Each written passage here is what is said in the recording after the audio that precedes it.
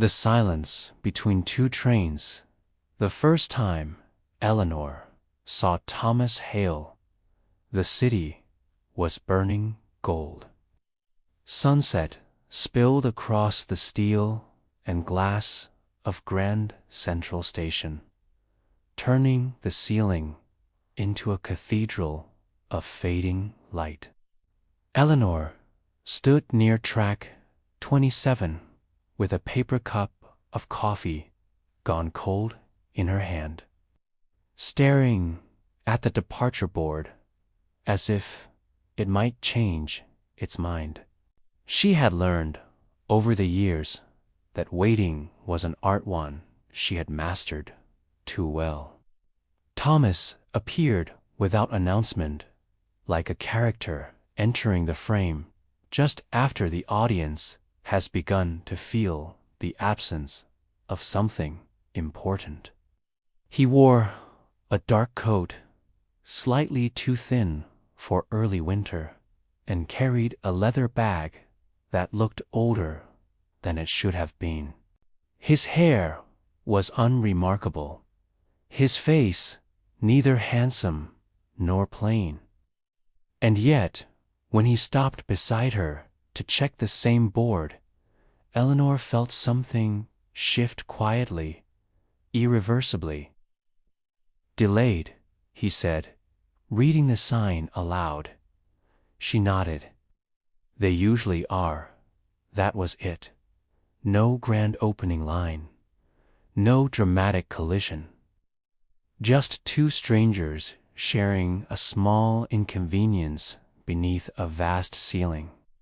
They ended up sitting on the same bench, minutes stretching into an hour.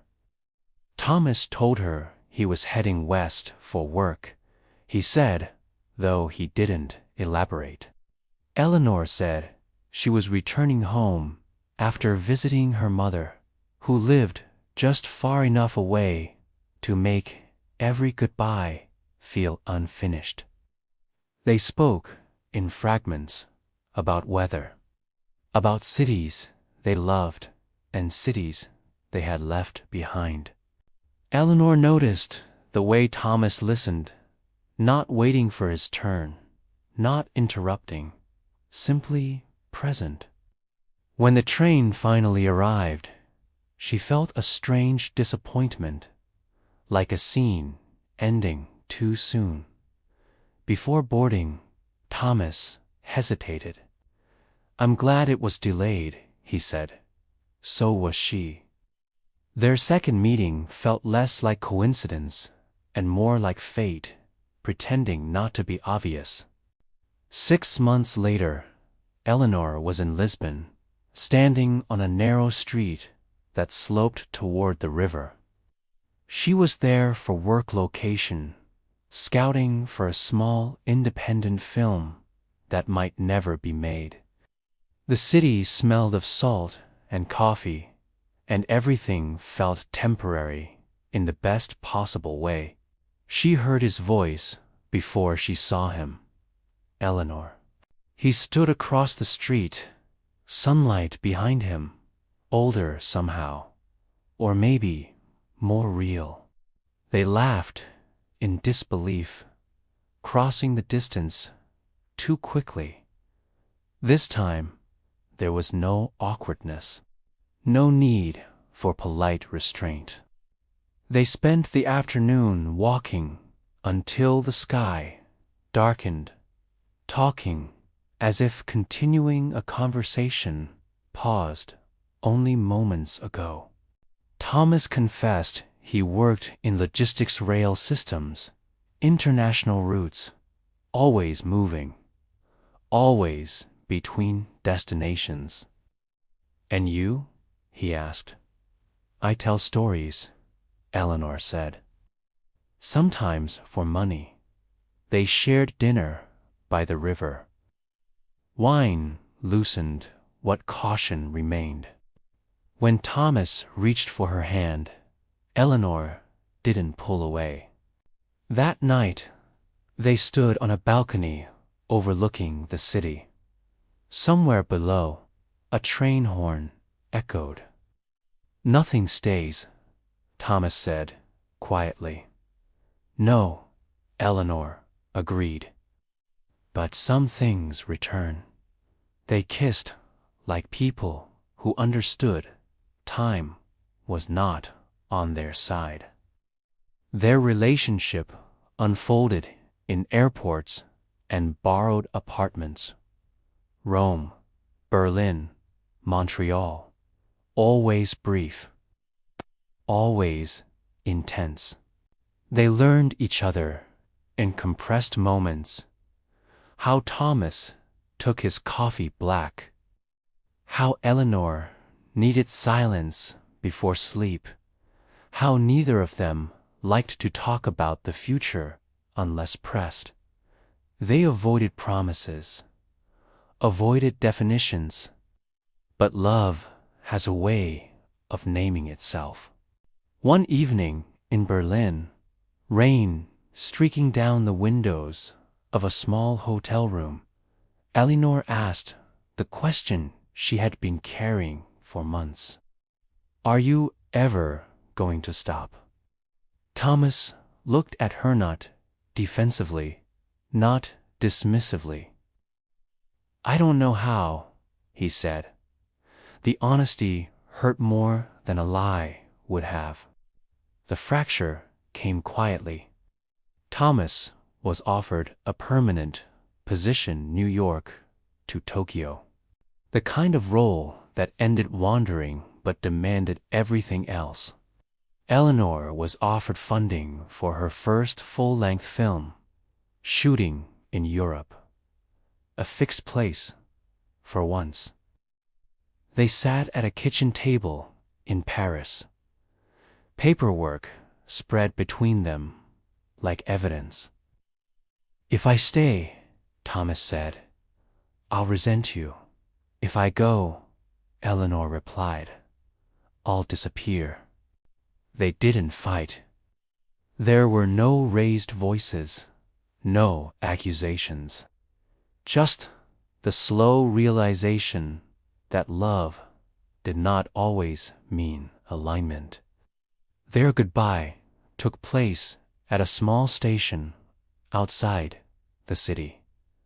No crowd, no music, just the sound of doors closing. Thomas kissed her forehead. "Find me," he said. Eleanor nodded, though neither of them knew what that meant. Years passed. Eleanor's film was released quietly. Then another. Then another. She built a life anchored by stories and late nights in editing rooms. She loved again, briefly, imperfectly. But something always felt unfinished. Thomas became a rumor in her world photos, online, articles about infrastructure projects. A man shaping movement while remaining unreachable. Then, one winter evening, Eleanor received an envelope. No return address, just a train ticket. New York, track 27. The station looked the same. Eleanor stood beneath the ceiling, older, steadier. She waited. Thomas arrived with the evening light, just as before. This time, he smiled. "First, I stopped," he said. She exhaled, realizing she had been holding her breath for years. They didn't speak much. They didn't need to. Outside, trains came and went. Somewhere between arrivals and departures, they found the silence that had always belonged to them. And for the first time, neither of them was leaving.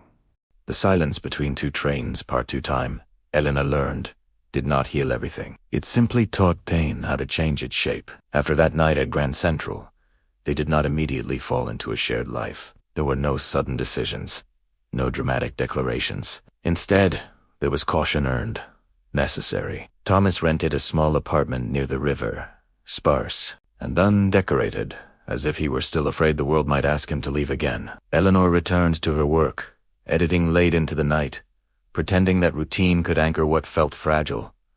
They met for dinners that stretched too long, walks without destinations, conversations that circled carefully around the past, never landing too hard on the wounds they both carried. Sometimes Thomas would stop mid-sentence, staring at passing trains, as though listening to something Eleanor could not hear. "You're still moving," she said once. "Inside," he admitted, "but my feet are here." That had to be enough for now. The past, however, is patient. Eleanor's next film was set to premiere in London. Invitations arrived, interviews scheduled. The old restlessness stirred. Airports had once been her second home, and the thought of leaving a van temporarily tightened something in Thomas's chest. "You should go," he said, too quickly. "I know," Eleanor replied, "but I want you to say you'll still be here." Thomas hesitated, not because he planned to leave, but because he feared the promise. "I will," he said finally, and this time the words stayed. London was everything Eleanor remembered. Grey skies, hurried streets, a city always on the edge of rain. The premiere went well. Praise was polite, measured. Success without fireworks. On her third night there, she dreamed of trains again. Endless platforms.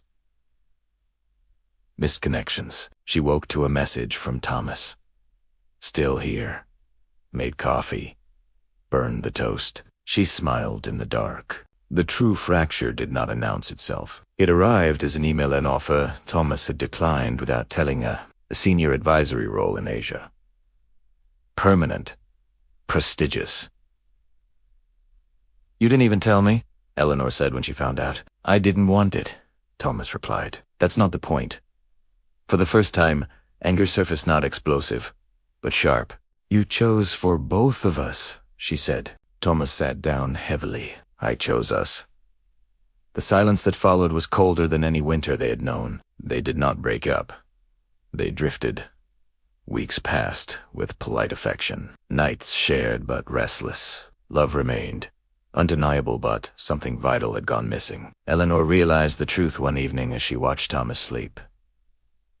He had stopped moving for her, and in doing so, he had begun to disappear. The decision came quietly. "I need to leave," Eleanor said one morning. "Just for a while." Thomas nodded, already understanding. "Find yourself," he said. "And if you come back."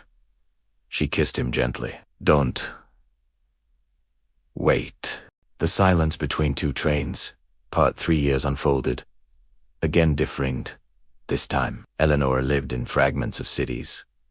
Barcelona, Toronto, Prague. Her films deepened, darkened. Critics noticed. Audiences grew. Love came and went, but sometimes, on quiet nights, she imagined Thomas standing on a platform, unchanged, listening for her arrival. Thomas, meanwhile, returned to movement, but on his own terms. Consulting. Teaching. Short-term projects. No more endless routes. He kept a photo in his wallet. Grand Central. Sunset. Empty tracks. Their reunion was unplanned. A conference in Vienna. A wrong turn. A familiar voice behind her. Eleanor. They stared at each other across a narrow street. Older again. Softer. This time, neither rushed. Coffee turned into dinner. Dinner into walking until dawn. "We keep meeting between things," Eleanor said. Thomas smiled. "Maybe that's where we belong." The final choice came not with drama, but clarity. Eleanor was offered a teaching position in New York. Thomas was already there. No ultimatums, just alignment.